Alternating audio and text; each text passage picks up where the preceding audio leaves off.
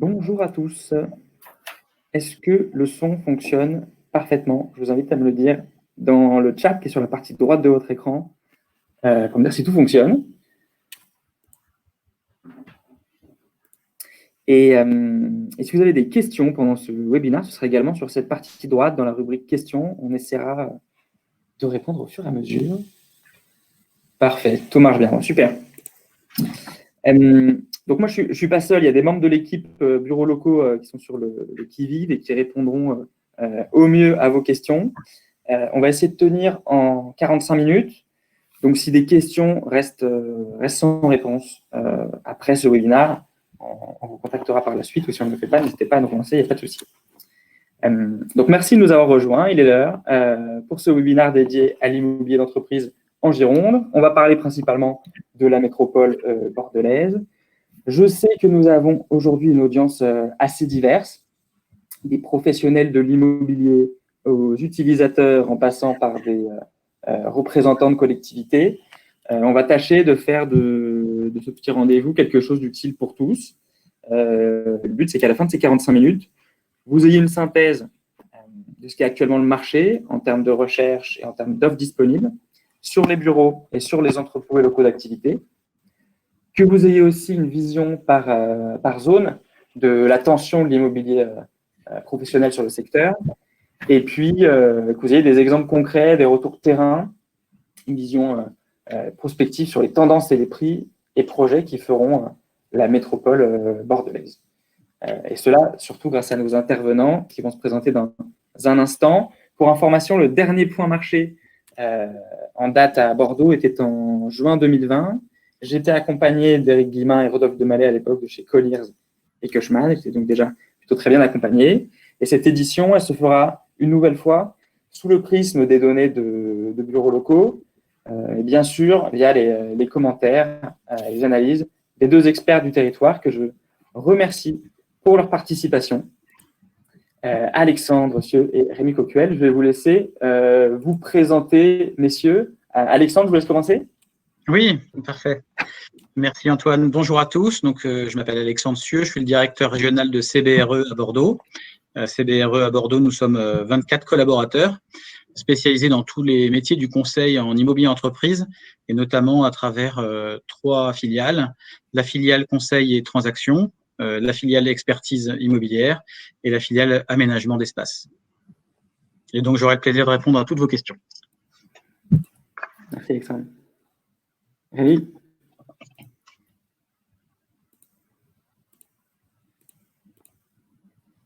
Alors, Rémi, on ne vous... Bonsoir, je ne vous entends pas. Oui, bonjour. Ah, c'est tout bon, parfait. Bonjour, Rémi Coquel, donc je suis directeur de l'RCG Bordeaux, qui est également conseil en immobilier d'entreprise pour l'ensemble des classes d'actifs, que ce soit les bureaux, les collectivités, les entrepôts et le commerce. RCG est une filiale, société filiale du groupe Andrieux, qui regroupe des structures de gestion d'actifs comme Telma, qui est la principale, et de services pour les professionnels de l'immobilier. Et je suis, comme Alexandre, administrateur de l'Observatoire de l'immobilier d'entreprise de Bordeaux. Merci beaucoup, messieurs. À présent, petit rappel pour ceux qui connaissent un peu moins bureaux locaux, je vais également nous présenter. Nous, on est la plateforme spécialiste de l'immobilier professionnel. On est là pour commercialiser toute l'offre des professionnels de l'immobilier d'entreprise, de bureaux, commerces, entrepôts, à louer ou à vendre partout en France. Et on est aussi l'outil qui permet aux professionnels d'avoir la meilleure exposition aux preneurs, bien sûr, mais de plus en plus aux vendeurs, aux bailleurs potentiels, et d'obtenir des contacts propriétaires de qualité. Donc, vous le voyez à l'écran, c'est notre site. Sur ce moteur de recherche, vous voyez louer, acheter, estimer. Donc, estimer, c'est notre module assez récent, ça date de 2020, notre module gratuit de préestimation en ligne de biens professionnels. C'est un outil qui permet aux utilisateurs, et ce sont à 80% des propriétaires, vendeurs et bailleurs qui s'y intéressent, de réaliser une préestimation de leurs biens directement en ligne. Pour l'instant, on n'affiche pas de fourchette de loyer ou prix sur la typologie commerce, mais c'est en projet, ça ne nous empêche pas d'assurer, parce que c'est ça notre métier, d'assurer la mise en relation avec nos partenaires agents qui sont les plus pertinents pour du commerce en fonction des critères de l'estimation renseignée. Et pour le reste, pour le bureau et les entrepôts activités, vous avez un rendu juste ici de l'estimation. On affiche pour les bureaux, entrepôts activités une fourchette ou du prix de vente ou d'un loyer en fonction du souhait de l'utilisateur, avec un indice de confiance qui va dépendre du volume de données dont on dispose évidemment. Et puis surtout, on va recommander les professionnels qui sont actifs sur des biens comparables à proximité immédiate du bien estimé. Donc, c'est un moyen de captation de mandat de propriétaire qui est de plus en plus efficace pour nos partenaires agents, qui est plein d'avenir et on y croit beaucoup. En quelques chiffres, bureaux locaux, c'est 53 000 annonces immobilières en ligne, couvrant tous les types de biens recherchés par les dirigeants, de la petite surface au très gros volume. Et on a des partenaires, beaucoup de taille, une couverture nationale. Donc, si vous souhaitez devenir partenaire, je vous laisse bien évidemment prendre contact, mettre un petit message dans le chat ou poser une question. On a 15 000 transactions récentes renseignées sur le site. Donc là, je parle particulièrement aux commercialisateurs qui nous écoutent. Que vous ayez un track record important ou vous commenciez seulement à transacter en immobilier d'entreprise, on vous incite bien sûr à tout montrer sur bureaux locaux. C'est une preuve d'expertise unique en ligne et tout le monde ne le fait pas, donc ça permet notamment de ressortir dans nos modules de captation de mandat, de recherche et de propriétaires. Donc voilà, je vous invite évidemment à renseigner au maximum ces éléments si vous êtes partenaire de bureaux locaux et si vous n'êtes pas encore, à le faire à l'avenir. On a environ 425 000 visites par mois, utilisateurs en recherche. Donc même si on est plutôt des anciens, ça fait 12 ans qu'on existe, on est en croissance sur ce trafic, à peu près chaque mois là, depuis le mois de septembre, car on travaille un excellent référencement et que la tendance des utilisateurs, elle est bien sûr toujours plus à démarrer son projet, quel qu'il soit, sur Internet. Quand on fait le zoom de l'activité de bureaux locaux sur la Gironde, ce sont 73 clients annonceurs. Donc ça peut être des agences, des mandataires, des opérateurs de bureaux flexibles également. Plus de 2200 annonces immobilières en ligne, plus de 17 000 visites par mois et 2500 alertes actives de dirigeants d'entreprises qui sont donc en recherche, en veille sur des locaux de tout type, bureaux, commerce, entrepôts. C'est donc évidemment un territoire majeur pour une plateforme comme la nôtre et pour l'immobilier d'entreprise de manière générale. Et on va rentrer dans ce point marché plus précisément. Avant de vous donner la parole, messieurs, je voulais rapidement mettre en lumière les recherches, les intentions d'implantation de nos utilisateurs, en commençant par le bureau. Donc, vous voyez à l'écran une carte de France avec le top 15 des villes les plus recherchées en bureau sur ce début d'année 2021. Donc, c'est voilà, donc entre janvier et aujourd'hui, voilà à quoi ressemblent les villes les plus recherchées en France. Donc, dans ce top 15, on retrouve bien sûr Bordeaux plutôt très haut, à la 4e place. C'est une place plus haut pour l'instant que le classement de 2020 pour Bordeaux. Et on retrouve Mérignac, 13e, qui, à la manière d'un Saint-Herblain pour Nantes ou d'un Villeurbanne pour Lyon, fait partie des villes les plus attractives, en tout cas sollicitant le plus de recherches de nos utilisateurs en quête de bureaux. Concernant l'offre de bureaux, nous, on est vraiment le miroir des portefeuilles de nos partenaires locaux, comme sont RCG et CBRE, miroir qui reflète, vous voyez à l'écran, une médiane de 255 mètres carrés. Ça veut dire qu'on n'a pas d'offres sur des plus gros volumes. On voit à l'écran aussi 19% de nos offres qui correspondent à du plus de 1000 mètres carrés. Donc, on est déjà sur de la belle PME. Après, dans les faits, c'est vrai que ce segment, je pense qu'il pèse moins que 19%. Et vous ne travaillerez pas là-dessus, je pense, messieurs, en volume d'offres sur le marché, parce que dans ces offres de 1000 mètres carrés, il y a évidemment beaucoup de biens qui sont pris de manière divisible. Et en termes de transactions, on note au global un 83-17, c'est-à-dire 80% d'offres à la location en bureau sur le département. Voilà à peu près pour la vision plateforme. Messieurs, je vais commencer un peu à vous interroger, assez simplement et aussi pour les novices du territoire comme moi. À quoi ressemble le stock, vu qu'on était sur l'offre, le stock de bureaux de la métropole bordelaise à date, quels produits avons-nous, quelles vacances? Peut-être avec Alexandre? Oui. Alors d'abord, ce qu'on peut dire, c'est que à l'Observatoire et avec l'Agence d'urbanisme, nous travaillons activement sur la compilation des données qui nous permettent d'avoir des statistiques tous les trimestres, que ce soit sur les bureaux ou sur les locaux d'activité. Et au 1er avril, on a recensé 118 600 mètres carrés vacants sur un parc qui fait plus de 2 500 000 mètres carrés de bureaux. Donc, c'est un taux de vacances qui est quand même assez compressé. On est à 4,74%, ce qui veut dire qu'aujourd'hui, vous ne trouvez pas forcément le bien de bureau qu'il vous faut, parce qu'il y a certains marchés qui sont sous-offreurs et d'autres qui peuvent être légèrement sur-offreurs. Sur ce stock de bureaux disponibles, on en a grosso modo un tiers sur la commune de Bordeaux, 25% sur l'ouest, c'est-à-dire sur Mérignac, Le Haillan, et le reste est un peu plus diffus. On notera toutefois que sur la rive droite et sur le nord, il y a un petit peu moins de disponibilité, notamment en grande surface. Alors nous, la médiane, elle est un petit peu plus élevée. Ce qu'on a pu constater avec l'observatoire, c'est qu'on a une médiane qui est supérieure à 400 mètres carrés. Mais la tendance, effectivement, c'est un fort niveau de transaction et d'offres sur le segment 0,500 mètres carrés. Ok, et sur ce stock, là, cette vacance de 4,74%, quelle est la tendance? C'est-à-dire, est-ce qu'avec le neuf et les livraisons à venir, ça a plutôt tendance à augmenter, ou ça représente quoi la part du neuf aujourd'hui dans le stock bordelais? Alors, la part du neuf, elle est 36% dans le stock disponible. Et on verra un peu plus tard, notamment quand on fera un focus sur des territoires de projet, quelle est l'offre neuve à venir. Ce qu'il faut également examiner, effectivement, ce sont les tendances nouvelles.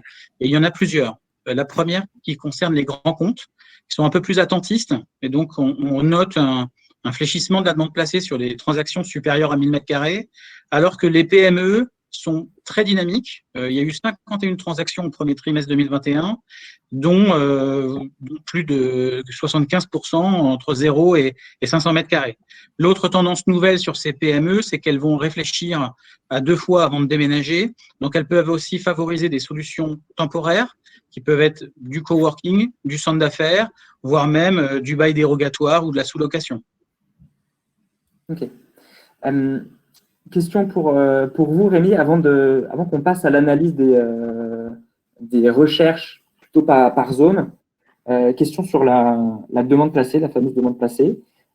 Comment elle a évolué en 2020 sur votre secteur et où on en est là en 2021 sur ces premiers mois en termes de demande placée?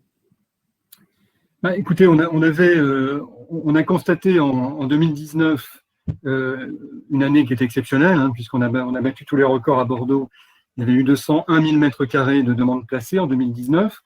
Donc 2020, évidemment, vous en doutez, la demande placée a été inférieure de façon assez conséquente à 2019.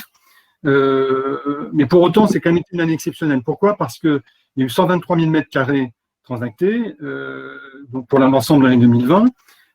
Donc c'est évidemment une chute importante par rapport à 2019, 39% en volume.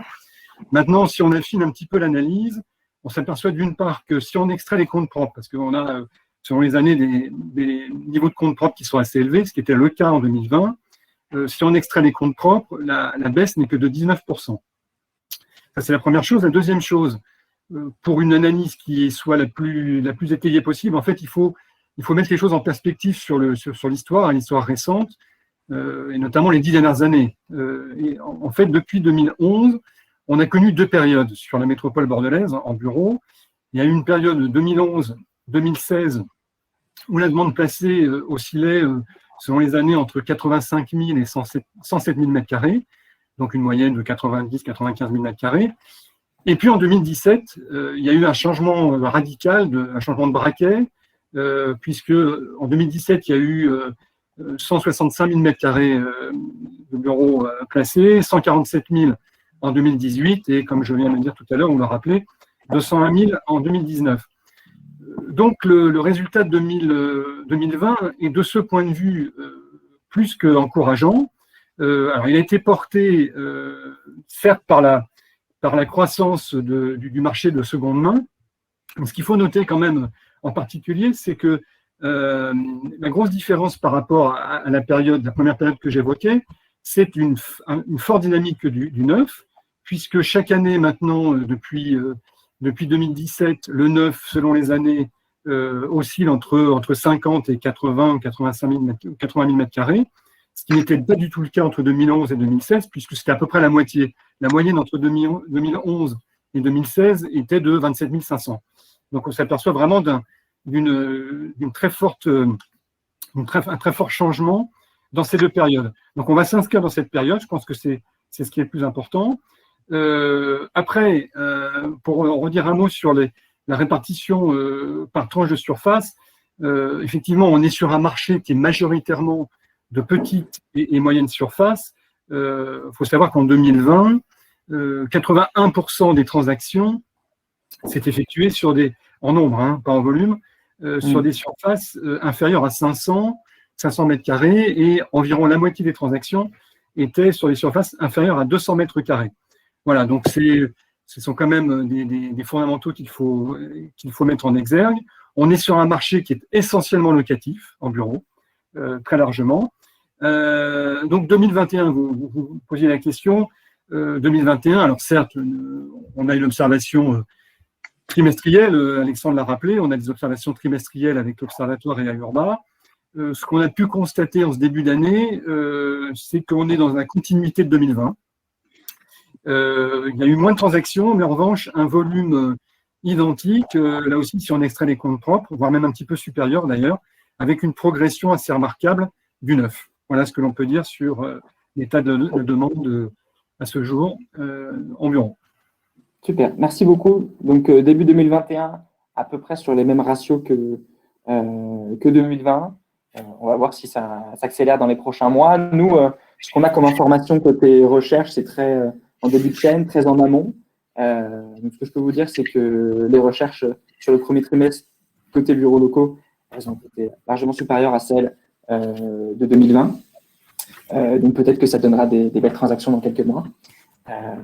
Et évidemment, on a aussi une belle hausse de trafic de manière générale sur le site. Donc, c'est aussi à prendre avec des pincettes. Je vais vous montrer les zones maintenant qui font l'objet de plus de recherches depuis le début de l'année 2021 sur bureaux locaux. Nous, ce qu'on fait, c'est qu'on regarde ce que les gens tapent, ce qu'ils regardent sur la carte sur notre site, et on va y apposer les données de nos utilisateurs par zone. On a, vous voyez, le centre de Bordeaux qui est assez loin devant avec 41% des recherches du département. Je précise évidemment qu'il s'agit de demandes exprimées, d'intentions de recherche, et qu'on ne raisonne pas en volume de mètres carrés demandés ou encore moins transactés. Mais voyez-y plutôt des dirigeants derrière un ordinateur ou un téléphone qui s'intéressent à un territoire. Donc voilà ce que ça peut donner côté vision internaute. Quelles sont, Alexandre, globalement, les zones, pour ceux qui connaissent moins, les plus dynamiques, les plus attractives en bureau du côté de Bordeaux, et pourquoi ? Je pense que votre tableau à gauche sur le slide représente bien la demande exprimée sur le marché. On voit bien, mis à part Bordeaux qui tire bien son épingle du jeu, que les trois secteurs juste après se tiennent à un mouchoir de poche. Pour nous, évidemment, le deuxième secteur le plus recherché, c'est Mérignac. Donc, je l'aurais peut-être remonté le secteur ouest un petit peu plus en tête de gondole, mais ça traduit bien quand même une demande qui est majoritairement sur Bordeaux. Alors, on la caractérise de deux façons. Déjà sur l'hypercentre, plus on va dire les quartiers périphériques, une demande très importante de petites et moyennes surfaces. Et puis, dans le territoire de Bordeaux, on a également les bassins à flot et Euratlantique qui sont moins proches de l'hypercentre, mais qui sont des secteurs quartiers d'affaires dédiés. Et là, évidemment, sur Bordeaux-Euratlantique, on a de très beaux projets. On pourra parler notamment sur ce premier trimestre de belles transactions sur la tour Innova, donc sur ce quartier Euratlantique. Et puis sur les bassins à flot. En fin de webinaire, on fera un focus sur l'Atlantique. Je pense que c'est important. Exactement. Et puis sur les bassins à flot, on pourra parler du Quai des Caps, qui est la plus grosse opération tertiaire, qui est une opération mixte et très complexe, avec un cinéma, des hôtels, du bureau, du commerce. Il y a 15 000 mètres carrés de bureaux qui sont en train de sortir de terre, dont une bonne partie a déjà trouvé preneur. Donc ça fonctionne très bien. Et sur l'ouest, on pourra citer évidemment la commune de Mérignac avec, là aussi, on fera un focus sur le marché des bureaux avec une opération qui tire bien son épingle du jeu qui s'appelle le Bridge, qui est situé au pied du futur tramway. Donc, ce sont des secteurs très recherchés. Après, on a tendance aussi à dire que l'offre appelle la demande. Et là où nous sommes en difficulté aujourd'hui, c'est sur le secteur du Nord et sur le secteur de la rive droite, où nous manquons cruellement d'offres neuves. Et c'est la première fois, donc au premier trimestre 2021, nous n'avons pas eu de transactions sur le secteur Nord. Bon, Okay. donc, avis aux promoteurs, si vous souhaitez en développer, il y a quand même une demande importante, mais il n'y a pas d'offre. Et je sais qu'il y en a de connectés. Pour être hyper concret sur cette demande exprimée de bureaux, est-ce que vous avez, Alexandre, des exemples d'entreprises qui ont déménagé, qui se sont créées ou qui se sont implantées à Bordeaux récemment? Je sais que côté particulier, l'attractivité de Bordeaux, on la connaît en immobilier résidentiel, on va dire. Et les prix sont d'ailleurs pas mal envolés ces dernières années. Mais à part vous parler de vin, ce qui n'est pas le sujet, on a peut-être moins le terroir économique en tête des entreprises qui s'installent et qui font les prises à bail de Bordeaux, quoi. Alors c'est vrai que sur Bordeaux, on n'est pas dépendant d'une économie particulière. À l'instar de Toulouse, qui est très porté sur l'aéronautique, Bordeaux a un tissu économique très varié. Donc, sur les principales transactions, on pourra citer notamment sur la Tour Innova, Action Logement, donc qui fait l'administration de biens, qui a pris à bail 2800 mètres carrés. On pourra également citer l'école Brassard, qui a pris 1400 mètres carrés en centre-ville. Et on a un très fort tissu d'écoles supérieures sur l'agglomération bordelaise, et c'est venu encore une fois l'illustrer. Et puis, on pourra également citer le coworking Win, qui a pris à bail sur Mérélec, environ 1200 mètres carrés. Et l'écosphère coworking, que ce soit sur les exploitants ou sur les coworkers, est très dynamique sur l'agglomération bordelaise, et il y a encore de la place pour cette économie-là. Merci beaucoup, Alexandre. On a vu du coup la recherche, comment à peu près se répartissaient et qui étaient ces utilisateurs en recherche. À présent, on va parler rapidement de tension avant de parler des prix. Nous, on a croisé les données d'offres et de demandes sur bureaux locaux pour déterminer des premiers indicateurs de tension. Ce que nous remarquons, est évidemment la tension la plus vive dans le centre-ville de Bordeaux. D'autres secteurs apparaissent en tension sur notre site, pas forcément parce que la demande y est immense, mais plutôt car dans certains cas, on n'a pas forcément, comme vous disiez, dans le nord ou rive droite, l'offre en face. Comment évaluez-vous, Rémi, justement la tension de ces zones et la rareté de l'offre outre nord, rive droite? Que faut-il développer comme secteur? Alexandre l'a évoqué, effectivement, il y a on peut distinguer les zones. Je voudrais simplement élargir un petit peu le sujet sur l'ensemble de la métropole, considérant que à ce jour, on a un rapport offre-demande qui retrouve son niveau de 2011-2016. Je reprends l'étiage que j'évoquais tout à l'heure. Hein. C'est important toujours de comparer par rapport à une période qui est suffisamment large pour qu'on puisse en tirer des conclusions relativement étayées. C'est-à-dire qu'on a un délai d'écoulement théorique aujourd'hui qui représente environ 18 mois de commercialisation. Le rapport entre la demande placée et l'offre disponible. L'offre, elle a oscillé entre 2011 et 2019, chaque année entre 135 000 et 155 000 mètres carrés selon les années. Et donc en 2020, on est arrivé, et aujourd'hui aussi, à peu près en 2021, début d'année, à une offre sur l'ensemble de la métropole qui s'élève à 182 ou 183 000 mètres carrés. Donc on va voir un petit peu comment les choses se développent en 2021. Quoi qu'il en soit, si on fait un focus sur les différents secteurs, on s'aperçoit en effet, et je ne vais pas être redondant par rapport à ce qu'Alexandre a dit, on s'aperçoit qu'il y a quand même cette disparité qu'on évoquait, avec selon les secteurs une tension un peu plus importante. Je note que, notamment sur le sud-sud-ouest, on a un rapport quand même entre l'offre disponible et la demande placée récente qui est assez tendue. Mais finalement, ce qu'on peut mettre en exergue aujourd'hui, c'est que sur les trois secteurs les plus dynamiques, et traditionnellement les plus dynamiques, que sont Bordeaux, l'Ouest, avec Mérignac en grande partie et Le Haillan, et le Sud-Sud-Ouest, ces trois secteurs font l'objet, ou en tout cas dans ces trois secteurs, il y a 3 opérations importantes. Une opération d'intérêt national qui est Atlantique sur Bordeaux, sur laquelle Alexandre va nous dire quelques mots tout à l'heure. Et puis 2 opérations d'intérêt métropolitain. L'une à l'ouest qui est Bordeaux Aéroparc sur Mérignac, Le Haillan et Saint-Médard-en-Jalles. Et une au sud-sud-ouest qui est Bordeaux Innocampus.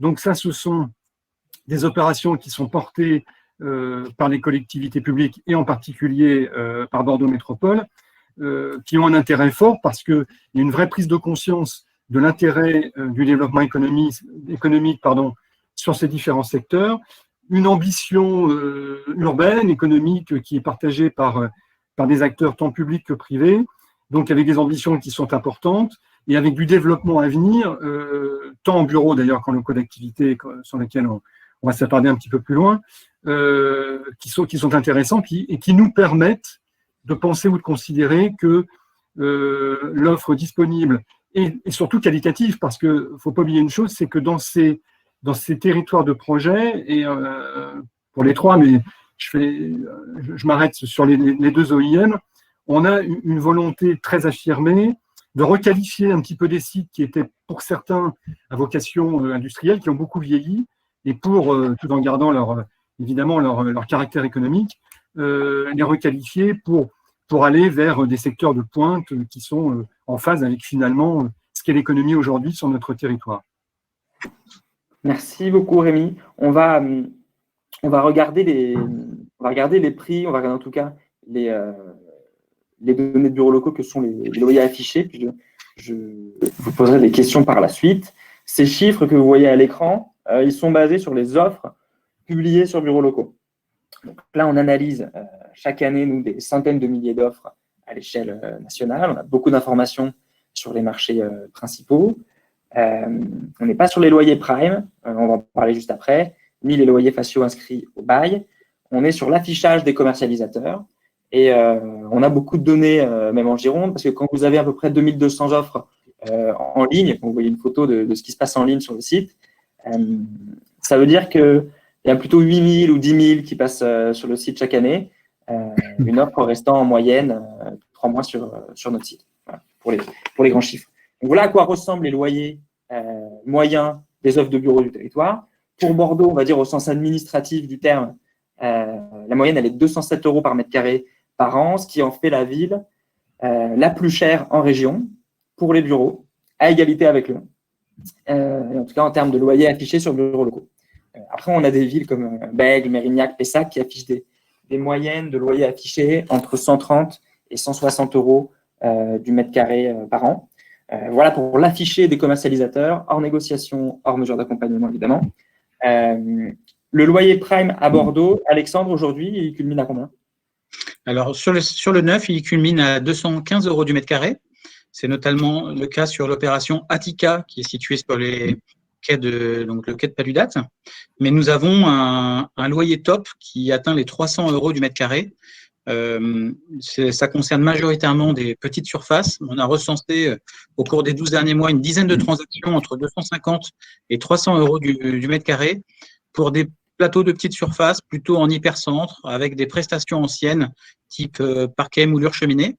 À noter que sur le secteur du bassin à flot, on a un prime à 180 € du mètre carré. Après, en périphérie, on a un prime qui est à 160 € du mètre carré, notamment avec plusieurs valeurs sur Mérignac et sur Le Haillan. Et la seconde main, elle est plutôt on a une fourchette qui est très large, entre 150 et 250 € pour l'hypercentre, et entre 115 et 130 € en périphérie. D'accord. Donc ça correspond, après évidemment vous êtes vraiment sur le signé, mais ça correspond dans les ordres de grandeur à ce qu'on peut voir à l'écran. Tu sais que depuis la période Covid, beaucoup de questions qui se posent. Est-ce qu'il y a eu une amorce de baisse de prix? Comment évolue le rapport de force entre les utilisateurs et les bailleurs en termes de mesures d'accompagnement? Est-ce que Rémi, vous avez des éléments là-dessus sur les tendances récentes à ce sujet? Les prix, les loyers ne baissent pas, ça c'est une évidence. Sur les mesures d'accompagnement, ce que l'on peut dire, c'est que effectivement les utilisateurs, dans la plupart des cas, que les sociétés soient petites ou moyennes ou grandes, il y a une volonté qui est pérenne de mesures d'accompagnement. Ce que je voudrais quand même préciser, c'est que voir le sujet sur le plan d'investisseur, enfin du bailleur, pardon, en dissociant finalement les bailleurs qui sont des investisseurs institutionnels, tant des foncières cotées que des véhicules collectifs immobiliers d'un côté, comme les OPCI ou les SCPI, où il y a, pour cette catégorie de bailleurs, une vraie volonté, parce que la période est compliquée, hein, on l'a dit, une volonté de sécuriser les cash flows, d'offrir du rendement. Donc ça passe notamment pour sauvegarder les loyers faciaux et puis dans le cadre aussi de beaux sécurisés, ben ça passe par en effet la possibilité d'offrir des mesures d'accompagnement plus ou moins étendues, tant sur le plan des franchises que sur les travaux. Et ces bailleurs vont toujours préférer aller dans ce sens-là plutôt que de compromettre leur rendement et les valeurs. Sur les propriétaires, les family office ou les propriétaires particuliers, la réalité est un petit peu plus différente. Il y a parfois moins de pragmatisme. Hein, il y a beaucoup de pragmatisme chez les investisseurs institutionnels, parfois moins chez les petits investisseurs. Alors, Alexandre évoquait Bordeaux, c'est vrai que Bordeaux-Centre, il y a une très forte demande, donc finalement les souhaits des utilisateurs sont parfois assouvis et parfois moins par des propriétaires qui peuvent avoir une tendance à considérer que leur local ou leurs locaux trouveront de toute façon preneur. Mais en tout cas, cette tendance à consolider les loyers et à faire en sorte qu'ils ne baissent pas est quand même aujourd'hui réelle. Il n'y a pas de raison majeure de s'inquiéter sur une éventuelle chute des loyers et des prix sur la métropole bordelaise. Ok. Merci beaucoup, Rémi. Je vois que l'heure tourne, là, il est midi, donc on va dire qu'il nous reste à peu près 15-20 minutes pour essayer de tenir le délai sans trop rajouter. On va passer aux entrepôts et locaux d'activité. Si vous voulez bien. Ce que vous voyez à l'écran, c'est l'offre disponible sur bureaux locaux en entrepôts et locaux d'activité. On va retrouver un marché offreur, encore une fois majoritairement locatif. On va sur la partie droite à 74%. On a dissocié la répartition des surfaces des locaux d'activité et des entrepôts. Pour faire simple, pour nous, les locaux d'activité, on y travaille et les entrepôts, on y stocke. Dans les faits, il y a plus de porosité entre ces types d'actifs. Et quand on parle de logistique, on est plus sur la dernière colonne des entrepôts, c'est-à-dire sur du plus de 5000 m2 qu'on va considérer comme des biens ou des plateformes logistiques. Vous voyez à l'écran, on a chez Bureaux Locaux des surfaces assez diverses qui sont assez caractéristiques de la diversité des PME françaises. Avant de passer à l'analyse des zones de recherche sur la partie entrepôt-activité, de manière plus précise, petit point demande placée. Quelle a été celle de 2020? Quelle tendance aussi, Rémi, vous voyez sur 2021 sur entrepôts locaux d'activité, j'imagine, notamment sur la partie locaux d'activité qui est le type de bien, on va dire, dominant. Alors en effet, on est sur je parlais d'année exceptionnelle tout à l'heure à propos des bureaux. Le locaux d'activité entrepôt, elle l'a été réellement en 2020, puisque on a une demande placée à 306 000 m2, ce qui est tout à fait étonnant ou pas d'ailleurs, parce que étonnant par rapport aux années précédentes. Il y avait une seule année qui était en 2017 où il y avait eu 382 000 m2, une seule année qui avait dépassé 300 000 mètres, mais sinon on était toujours sur cette période des 10 dernières années sur des niveaux entre 170 000 et 240 000 selon les années. Donc exceptionnel. Alors comment l'expliquer? D'abord, il y a une dynamique de marché en entrepôt. On va dissocier les entrepôts des locaux d'activité, comme vous venez de le faire, Antoine. Il y a une vraie dynamique en entrepôt en 2020, notamment en classe A, puisqu'il y a eu environ 60 000 m2 de demandes placées en entrepôt de classe A. Et puis ensuite, il y a une vraie profondeur de marché en locaux d'activité qui s'amplifie, qui est extrêmement notable et qui s'amplifie. On a eu 147 000 m2 de demandes placées en locaux d'activité en 2020, ce qui ne s'était jamais vu. Et donc, une hausse très importante par rapport à 2019, un contexte sanitaire, économique qui est toujours, bien sûr, qui est quand même très anxiogène. Et finalement, on peut expliquer cette vigueur de marché presque paradoxalement par rapport à cet état de crise, puisque la source de la dynamique, elle s'est créée notamment en partie par les besoins accrus en stockage, en messagerie, en locaux de production. Donc, bref, finalement, tout ce qui fait la vigueur de l'économie du pays et de notre territoire, donc ce qui a provoqué ces chiffres excellents. Sur la surface moyenne, je ferai une petite, là il est indiqué surface médiane, nous on constate, alors certes évidemment, on sait très bien, on a parfaitement compris qu'il ne faut pas, évidemment, entre notre observation avec l'observatoire et Alurba et les chiffres qui ont leur raison d'être à bureaux locaux, il y a forcément une disparité. Ce que je voulais dire, c'est que pour la médiane, on est pour les locaux d'activité plutôt à 450 mètres carrés, qui va sans doute baisser, comme la moyenne d'ailleurs, qui va continuer à baisser, puisqu'il y a une très forte, et donc pour parler de 2021, il y a une très forte demande pour des locaux petite surface, notamment locaux artisanaux, qui se commercialisent très bien. Lorsqu'il y a des parts d'activité très divisibles, avec des petites cellules, ça se commercialise très bien. Donc on a cette hausse qui s'amplifie, un tissu de PME, TPE qui est très dynamique. En revanche, ce qu'on a noté au premier trimestre 2021, c'est un effondrement, peut-être partiel, une fois encore, nous n'en sommes qu'au premier trimestre, des entrepôts. Il n'y a eu aucune transaction supérieure à 5000 mètres carrés et il y a eu un volume de transactions d'entrepôts qui a été très faible. Donc, on verra comment tout cela va évoluer au cours de l'année. Ce qui est à peu près aujourd'hui évident, c'est, j'insiste un petit peu là-dessus, c'est la continuité de la dynamique en locaux d'activité. Merci Rémi pour en savoir un peu plus sur la recherche, les preneurs de ce stock. Vous voyez à l'écran, on a fait la même analyse que sur le bureau. Sur le début d'année 2021, on a regardé les recherches des milliers d'utilisateurs de bureaux locaux. Et voilà le résultat. On a la rive droite et sud-sud-ouest qui apparaissent assez largement devant, cumulant plus de 60% des recherches du département sur ce début d'année. Alexandre, j'avais une question sur pour être assez concret sur qui occupe ces entrepôts, qui occupe ces locaux d'activité. En gros, quelles sont les entreprises demandeuses de ces locaux? Est-ce que vous avez des exemples d'entreprises implantées récemment, qui sont développées récemment sur le territoire et via ces types de biens? Oui, bien sûr.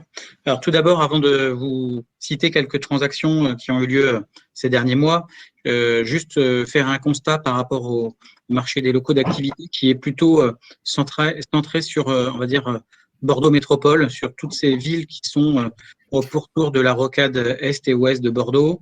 Et on a un secteur entrepôt et logistique qui est un petit peu plus distant, avec des territoires comme Cestas, Béchac et Caillot et Saint-André-de-Cubzac qui tirent très bien leur épingle du jeu. Donc là, votre tableau fait une bonne synthèse, mais elle ne traduit pas forcément l'importance, notamment d'une ville comme Mérignac sur les locaux d'activité ou Pessac, qui sont pour nous des moteurs sur les locaux d'activité. On pourra citer en entrepôt une belle transaction avec la société Pronadis qui a pris à Béchac et Caillot 2000 m². C'est une société qui fait de la distribution de produits frais. Sur Mérignac, deux belles transactions, une avec Castor, qui est un négociant, donc storiste, pour 1640 m² dans le quartier de Vercastel. Et puis, nous avons eu la chance également d'accompagner la société Cosentino, qui a pris 2400 m² sur Vercastel 2. Donc, c'est un négociant détaillant en produits de pierre naturelle. Donc, on voit des typologies d'entreprises qui sont extrêmement variées. Pour autant, la demande est très dynamique aujourd'hui sur le secteur entrepôt. On a une offre qui est faible et surtout de mauvaise qualité, et notamment le secteur du e-commerce et tout ce qui gravite autour, comme évidemment la distribution, génère une demande très, très importante sur l'agglomération, et on a beaucoup de mal à y répondre. Très bien. De mémoire, vous avez des grands noms pourtant du e-commerce qui sont déjà implantés, mais on va dire que c'est pour les nouveaux que c'est plus compliqué, c'est ça? Même pour les grands noms, hein, on a parlé à maintes reprises d'Amazon sur Bordeaux Métropole et ils n'arrivent pas, aujourd'hui ils sont prestés par différentes sociétés, ils n'arrivent pas à trouver leur grand entrepôt. Alibaba avait également l'année dernière défrayé la chronique en annonçant une ouverture sur la route du bassin d'Arcachon. Donc non, les grands ne sont pas forcément présents, mis à part évidemment le fleuron bordelais Cdiscount, qui a plus de 150 000 m² de surface logistique à Cestas, qui elle évidemment se porte très bien et qui a des capacités toujours importantes de développement à proximité de son site. D'accord. Vu qu'on parle d'offres manquantes, Rémi, peut-être pour conclure assez rapidement sur la partie entrepôt-activité, où est-ce qu'il faut le plus urgent, s'il y avait un message à faire passer, développer l'offre sur ce segment? Là aussi, il faut dissocier les entrepôts d'activité. Alors, déjà, par rapport à je me permets juste de faire un commentaire par rapport à votre slide. En locaux d'activité sur ton entrepôt, à la différence du bureau, nous, on a 4 secteurs d'observation, réellement. C'est-à-dire que Bordeaux a une activité, c'est ce qu'elle veut dire, très marginale en la matière. D'une part. D'autre part, au niveau mais aussi par rapport à la carte, Alexandre l'a dit, le territoire d'observation est beaucoup plus large, puisqu'il y a environ 2/3 des transactions en nombre qui ont lieu sur Bordeaux Métropole, mais ça ne représente qu'environ 50%.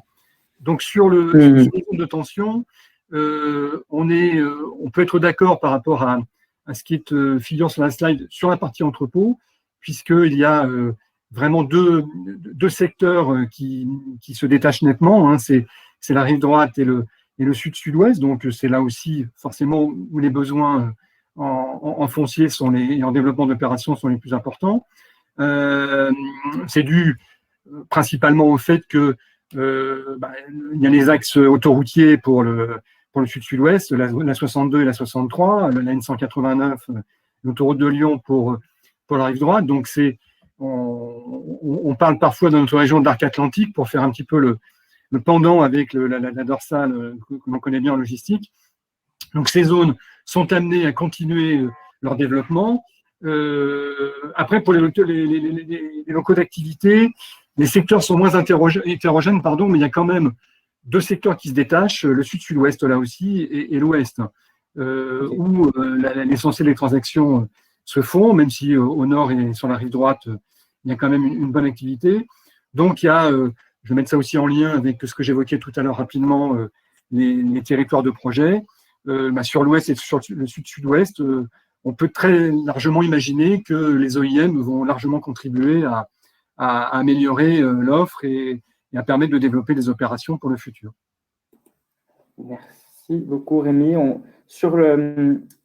avait mené des travaux sur les tendances de 2020 et on avait fait l'exercice de regarder par sous-type de biens, c'est-à-dire entrepôts, locaux d'activité, quels étaient les loyers moyens affichés à fin 2020, sur la base, encore une fois, des offres mises en ligne sur bureaux locaux.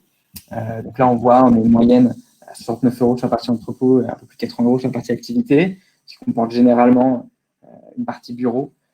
S'ils sont intéressants pour se comparer aux autres départements, ça reste évidemment une moyenne qui regroupe une grande hétérogénéité d'actifs et c'est fait en volume d'offres. Donc, c'est à avoir en tête pour le calcul de la moyenne.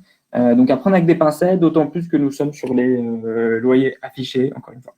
Le classement que vous voyez à l'écran, de 1 à 10, c'est celui des recherches de 2021. C'est-à-dire que la Gironde est le 3e département le plus recherché sur bureaux locaux derrière le Rhône et les Bouches-du-Rhône sur ce début d'année 2021.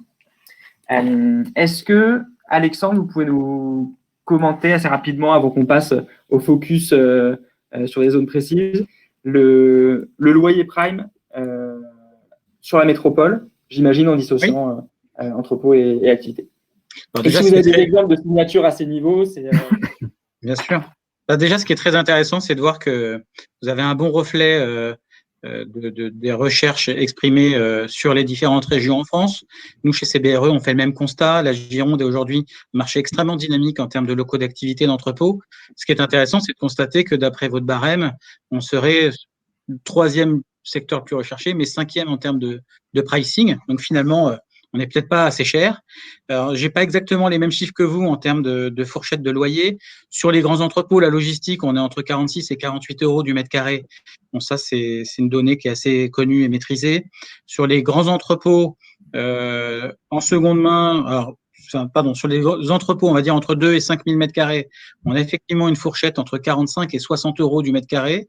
Alors peut-être en ajoutant davantage de bureaux dans certains bâtiments, on peut avoir une moyenne qui s'envole, un peu comme je le vois sur votre slide. Et puis sur les locaux d'activité, on a une fourchette qui est extrêmement large, qui va de 50 à 95 euros du mètre carré. Et évidemment, on a des grosses disparités parce que le territoire de la Gironde est très vaste et que nous avons dans certains programmes des bâtiments qui peuvent être plus ou moins commerciaux, donc avec une valorisation commerciale supérieure, ou des bâtiments qui ont également plus ou moins de bureaux. Donc ça a un impact très fort sur le loyer, évidemment. D'accord. En effet, il y a une double hétérogénéité, on va dire. Il y a déjà au sein du territoire, et puis il y a tellement d'actifs différents. Et au sein des classes d'actifs, il y a beaucoup d'hétérogénéité. Donc c'est vrai que c'est plutôt à lire, on va dire, comme vous l'avez fait en termes de comparaison par rapport à vos homologues des autres départements. Mais en effet, Gironde, et c'était déjà le cas l'année dernière, est le troisième département le plus recherché sur bureaux locaux.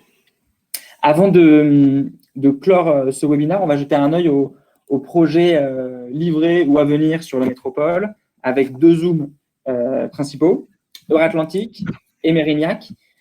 Sur le zoom Euratlantique, Alexandre, pouvez-vous nous en dire un peu plus sur ce quartier qu'on a déjà pas mal discuté là, sur ce début de webinaire et ses projets, peut-être en faisant… Je vais être très synthétique et pas vous abreuver de chiffres et de statistiques. Mais Euratlantique a pour vocation d'être le grand quartier d'affaires de l'agglomération, et ça l'est déjà. Il y a un programme global d'environ 500 000 m² de bureaux. Et là, ce qu'on a voulu mettre en avant, évidemment, c'est tous les programmes qui sont soit en cours de construction, soit qui sont déjà livrés. Donc, vous avez 2 codes couleurs qui vous permettent de bien distinguer les opérations livrées qui sont plutôt en bleu et celles qui sont à livrer, mais en cours de chantier, plutôt en jaune.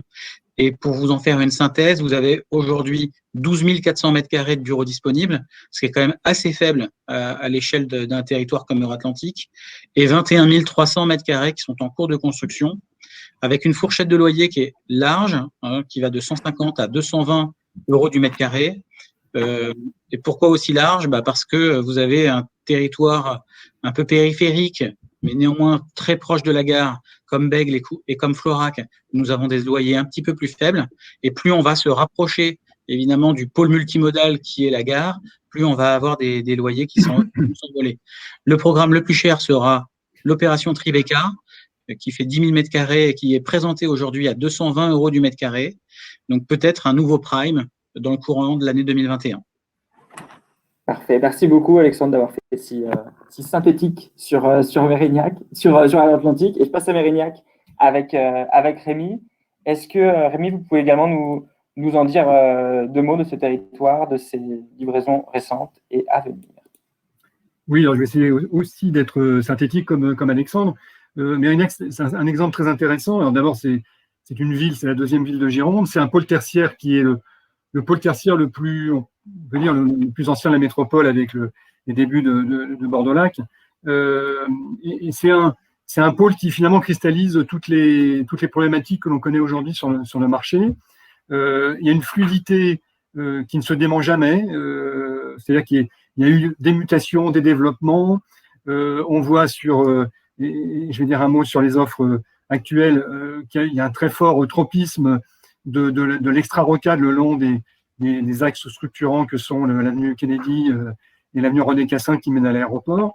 Il y a eu donc des développements successifs, mais ce qu'on constate finalement, c'est chaque année, il y a entre 25 et 40 000 m² de bureaux transactés sur Mérignac.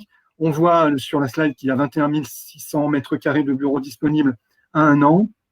Donc, il y a de très forts espoirs, et plus que ça, que cette fluidité de marché continue. Il y a toujours une très forte demande permanente à Mérignac.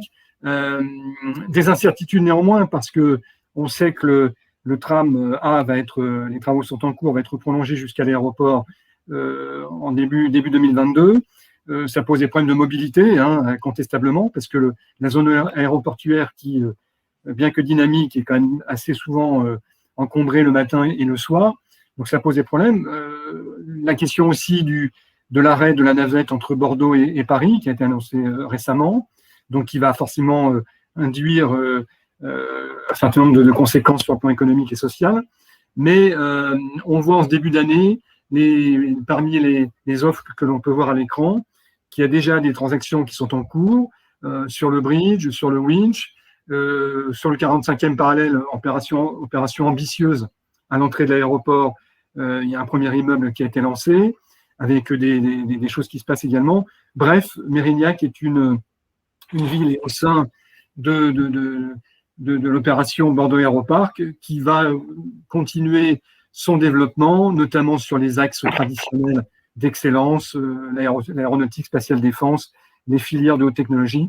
Donc, un très bon espoir de continuité de l'activité sur Mérignac. Merci beaucoup, Rémi. Ça